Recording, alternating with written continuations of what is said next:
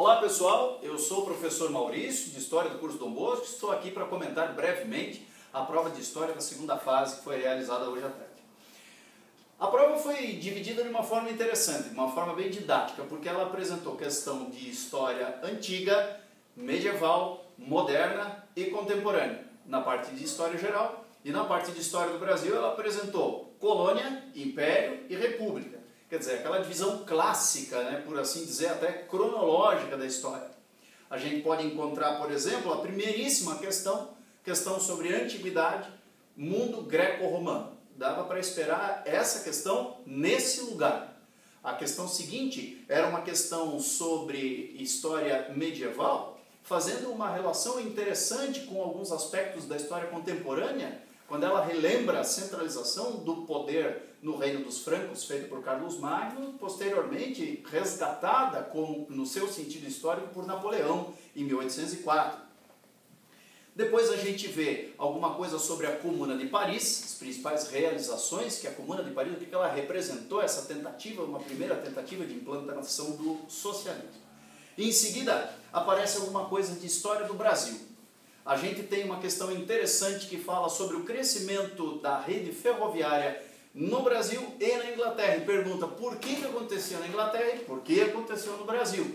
São momentos um pouco diferentes, ou seja, nós temos um crescimento da rede ferroviária na Inglaterra devido ao advento da Revolução Industrial, e no Brasil nós temos o crescimento da malha rodoviária, e em razão do objetivo principal era escoar a produção de café. Agora, bem interessante uma relação que aconteceu nessa questão sobre o Brasil atual. Por que hoje nós temos no Brasil menos ferrovias do que tínhamos antigamente?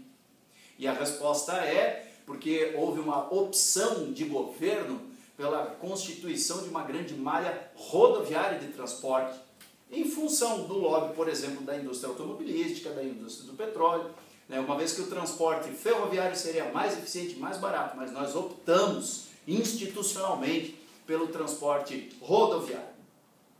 Depois disso nós temos uma questão sobre o Brasil holandês.